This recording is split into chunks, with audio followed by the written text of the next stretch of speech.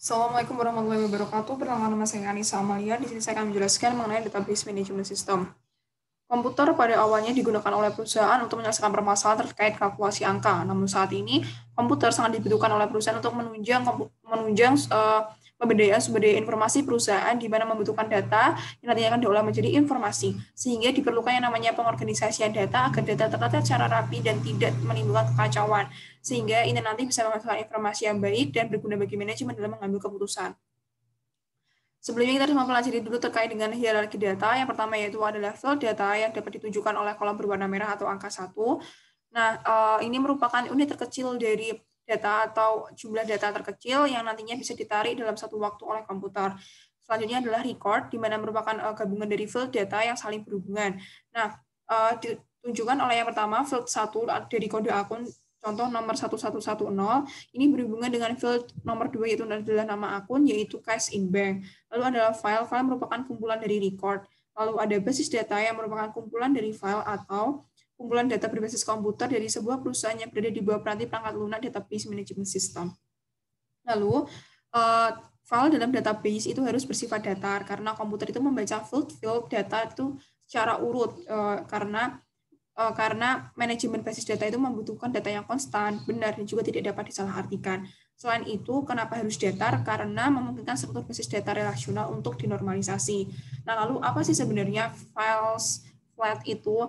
Nah, itu merupakan suatu tabel yang tidak memiliki kolom yang berulang. Jadi ketika sudah ada kolom barcode atau nama barang, jangan sampai dalam satu file yang sama terdapat kolom barcode dan nama lagi. Karena itu akan menimbulkan kesalahan informasi. Selanjutnya adalah field kunci, di mana ini merupakan nilai unik yang mengidentifikasi tiap record dalam tabel, dan nilai unik ini nanti digunakan untuk menghubungkan antara tabel satu dengan tabel lainnya. Nah, kadang di beberapa tabel itu terdapat juga dua kandidat untuk menjadi kunci, seperti dalam contoh transaksi penjualan, dalam contoh terdapat ID jual beli dan juga barcode. Lalu ada struktur basis data yang digunakan oleh perusahaan untuk mengorganisasikan data lebih efisien. Yang pertama ada struktur basis data hierarkis yang bentuknya seperti pohon. Nah, jadi ketika kita ingin mengetahui hubungan antara satu record dengan record lain dari cabang satu ke cabang lainnya, itu kita harus melakukan peninjauan lagi dari titik awal. Nah, awalnya sih ini efisien, tapi kelamaan manajemen yang membutuhkan satu record data secara spesifik saja sesuai dengan permintaan dari pengguna, ini menjadi kurang efisien. Lalu, kedua adalah jaringan. Nah, ini dikembangkan untuk memungkinkan penarikan record tertentu. Nah, juga dapat menunjuk ke sesama record lain di dalam basis data, tapi basis data jaringan ini bersifat rumit dan juga bisa menimbulkan kekacauan data. Lalu ada database management system yang mengatasi masalah manajerial yang membutuhkan cara untuk bisa fokus pada kelompok kecil data, dan juga mengatasi permasalahan untuk menghubungkan data satu ke data yang lainnya tanpa harus melakukan peninjauan lagi ke titik awal. Nah, inilah database management system memanfaatkan relasi implisit, yaitu dengan menggunakan key atau kode unik tadi untuk menghubungkan antara tabel satu dengan tabel lainnya. Nah, sehingga database management system ini bisa dimanfaatkan oleh semua pengguna dan digunakan secara mudah dan dapat dipahami, sehingga pengguna dapat melakukan pekerjaannya dengan cepat dan membantu manajemen dalam mengambil keputusan. Lalu selanjutnya ada membuat basis data. Nah, ada 3 hal yang harus diperhatikan, yaitu adalah menentukan data yang dibutuhkan, lalu ada menguraikan data, memasukkan data ke database. Nah, dalam menentukan data yang dibutuhkan itu terdapat 2 pendekatan. Yang pertama adalah orientasi proses dan pendekatan orientasi proses dan pemodelan perusahaan.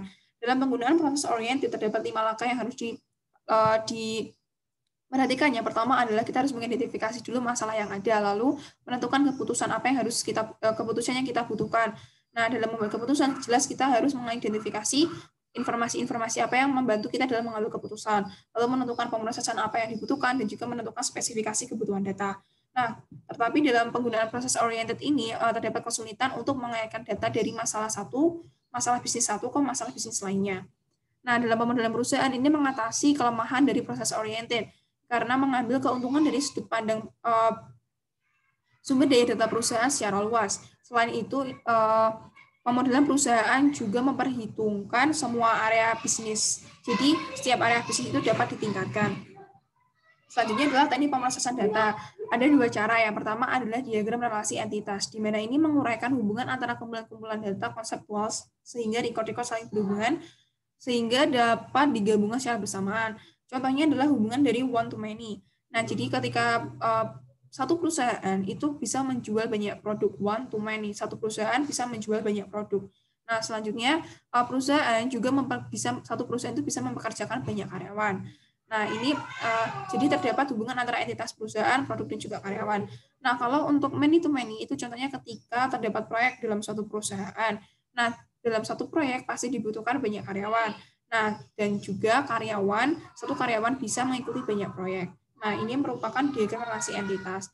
Nah, kalau diagram kelas ini menguraikan hubungan antara data maupun tindakan yang mengoperasikan data di dalam relasi. Jadi, dalam setiap kelas itu terdapat tindakan-tindakan atau metode yang digunakan untuk membuat relasi dengan kelas lain.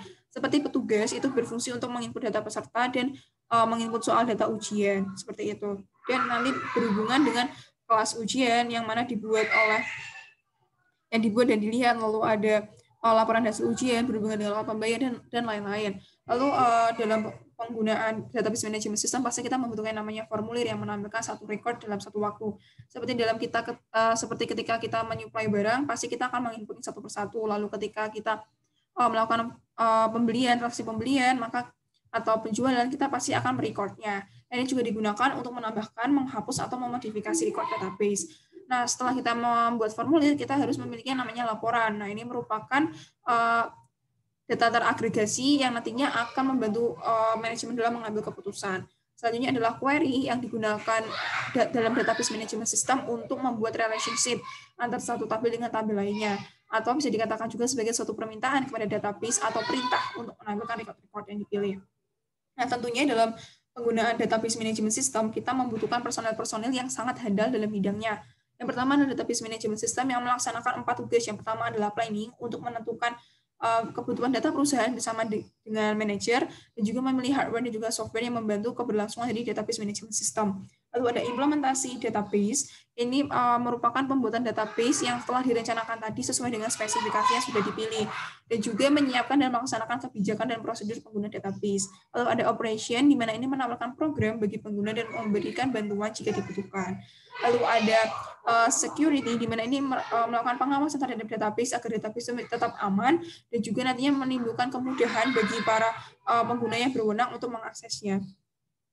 Selanjutnya adalah pengguna akhir atau end user computing, di mana mereka menggunakan database untuk membuat laporan, formulir, lalu membuat query, menggunakan jawaban dari pertanyaan database untuk mengambil keputusan. Dan juga jangan lupa EUC juga membutuhkan pelatihan mengenai DBMS agar bisa memaksimalkan dalam menggunakan sumber daya database.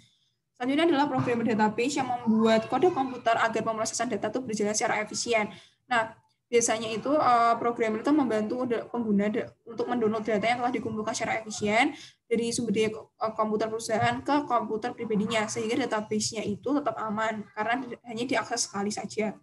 Lalu selanjutnya apa sih keuntungan DBMS? Yang pertama itu adalah mengurangi pengulangan data karena adanya relasi implisit, dan juga data karena data itu harus bersifat data di flat files. Lalu mencapai independensi data di mana perubahan data itu dapat dilakukan sekali saja, jadi keamanan database sangat terjamin. Lalu mengambil data dan informasi dengan cepat karena adanya relasi logis, adanya query, bahasa query terstruktur yang menciptakan relationship. Lalu adanya keamanan lebih baik karena tingkat keamanannya berlapis. Selanjutnya apa saja sih kerugian dari DBMS? Yang pertama, membeli pangkat lunak yang lebih mahal. Untuk organisasi-organisasi kecil, harga software untuk DBMS ini cukup mengorek kocek, dan ini bisa diatasi dengan yang namanya hukum Moore, karena setiap 18 bulan sekali kekuatan komputer akan meningkat sebanyak 2 kali lipat. Lalu mempekerjakan dan memelihara staf DBA, di mana memerlukan pengetahuan khusus dalam mengakses DBMS, dan juga mendapatkan konfigurasi perangkat keras yang besar. Karena ketika kemudahan muncul, penggunaan akan semakin meningkat, sehingga penggunaan sumber daya komputer juga semakin meningkat. Terima kasih, sekian yang dapat saya sampaikan. Wassalamualaikum warahmatullahi wabarakatuh.